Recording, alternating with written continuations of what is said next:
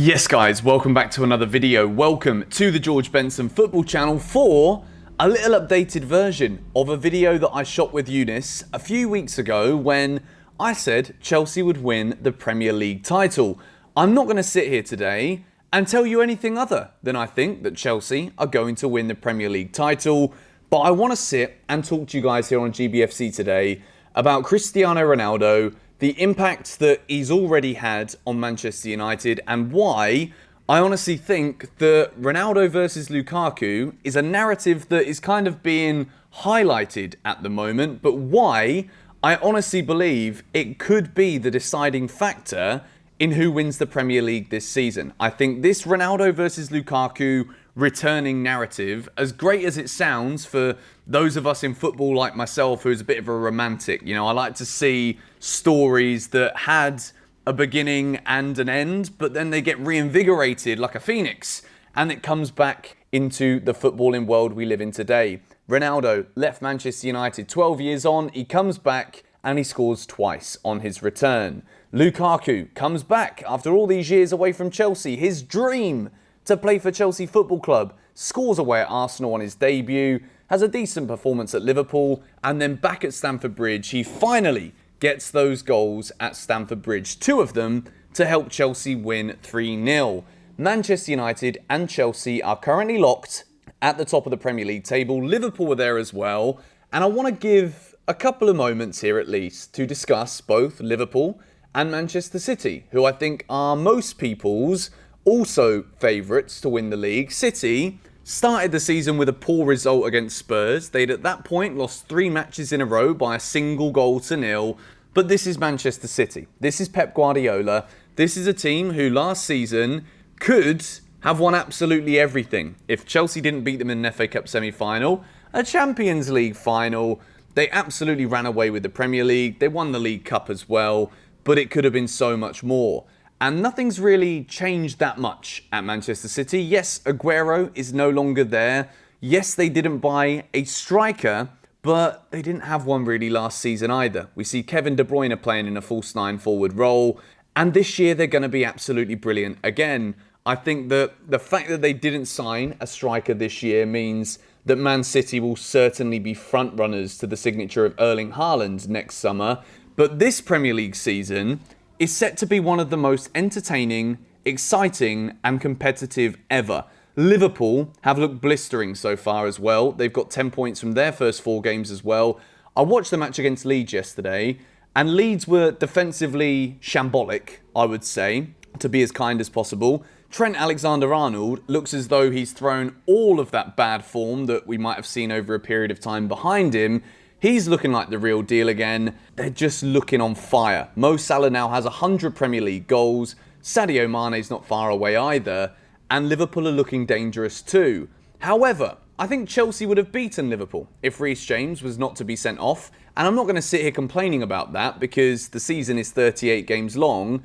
And something that happened within a split second of the season, a Reece James red card, isn't enough for me to sit here and say that Chelsea are much better than Liverpool are, so that's the justification for it. It's not the case. However, I do believe that Chelsea and Manchester United will be the two who will go the closest. I think everybody is going to be kind of neck and neck, and it will be the results between those teams against one another that will determine who lifts the Premier League title this year. Now, based off of the title of this video, I've kind of narrowed down my thoughts from the first couple of times the first games of the season. Before a ball was kicked, I was like, Chelsea have signed Lukaku. I think that's all we need. I think we're going to win the league. United signed Cristiano Ronaldo. And if you look at Manchester United's team, it's not just the Ronaldo signing that makes them better. Raphael Varane is a monstrous signing at the back. If you look at the potential of that back line, De Gea, if he can regain the form, Aaron Wan-Bissaka on his day can be a top-class right-back. Harry Maguire and Varane, say no more. And Luke Shaw is currently up there as one of the best left-backs in the world. You move forward, you got Paul Pogba, who it's been reported today by The Athletic, who might even sign a contract extension at United after experiencing what was there to be experienced on Saturday. And that is the whole reason I want to make this video, because I'm a massive fan of Cristiano Ronaldo. I don't want to make this I like Man United. No, don't even get me started on that. I don't like Manchester United. I just like Ronaldo. And it's not just about how good he is of a footballer that I like. I've always liked the arrogance. I've always loved the arrogance from Ronaldo because he's backed it up throughout his entire career by winning things everywhere he's gone. Yes, he didn't win the Champions League with Juventus, but realistically, I never actually saw that happening in the first place anyway. Ronaldo at Manchester United, back in the day, throw it back to when Sir Alex Ferguson went and played a friendly against Sporting Lisbon in Portugal. And he was watching this Ronaldo guy and all of the Man United players at half-time going down the tunnel. They're saying to one another, who is this geezer? We got to sign him. We got to come back here, pick him up and take him back. Sir Alex Ferguson listened to that group of players, saw it with his very eyes and thinks, you know what? I'm going to give a little gamble on this guy. He might be skinny. He might look as though he's just literally finished his last day at school. But this guy's got technique. This guy's got talent. He's got ability. And Sir Alex Ferguson moulded Cristiano Ronaldo into a formidable football player who goes on to break record after record at the most prestigious football club in the history of the sport when he went to Real Madrid. He was there for La Decima. He won 3 Champions League trophies in a row. And Cristiano Ronaldo's legacy at both Manchester United and Real Madrid speaks for itself. And then he goes to Juventus and starts breaking things there as well. I mean, he's a phenomenon. And what we witnessed at Old Trafford at the weekend was this phenomenon back in the biggest league in the world, at the biggest stadium in the Premier League, back at the club that kind of made him the sensation he is today is.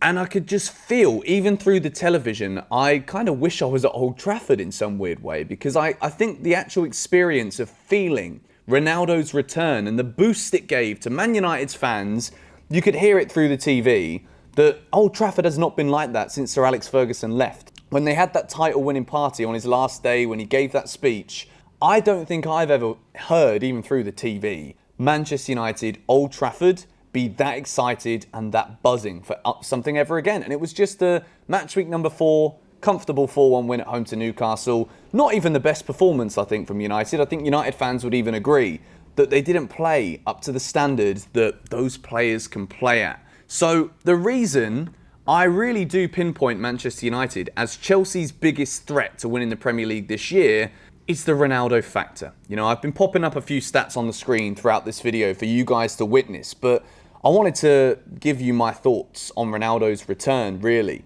But at the same time, Romelu Lukaku's return at Chelsea, as much as it may not have got the same kind of attention and headlines from the global media, global newspapers, because of the stature of Cristiano Ronaldo, I'm not here saying, oh, Lukaku deserves as much. I think it's great again for Chelsea because it puts Chelsea back in that familiar position where if we're not getting wrote about as much because Ronaldo steals the headlines, because of course he's going to sell the most. That's just the narrative that we know is going to be the case in the Premier League this season. If Ronaldo has a quiet day, he's still back page news because he didn't score. The same way as if he scores a hat-trick, it's like, look how great this guy is, the greatest of all time, question mark, exclamation mark, whichever one you want to use. So Romelu Lukaku comes back to Chelsea and he scores against Arsenal and he scores 2 on his home debut against Aston Villa in a game where Chelsea didn't play very well. Lukaku didn't actually have that many touches of the ball. I think in the first half, he touched the ball more in our penalty area than he did in Villa's, yet still scores a goal and then scores a phenomenal goal for his second goal. It's such an amazing finish, the second one. The more I watch them both back, I'm like, wow, for a home second debut, this is up there. You know, Romelu Lukaku at Stamford Bridge on Saturday night was tantalising, scintillating, fantastic, magnificent, all of the superlatives in the world. And I think that come the end of the season, I think Manchester City not signing an out-and-out striker could see them come short. And I also think that Liverpool's squad depth is so shoestring that they might end up dropping a lot more points as well. And to me, that leaves Manchester United and it also leaves Chelsea.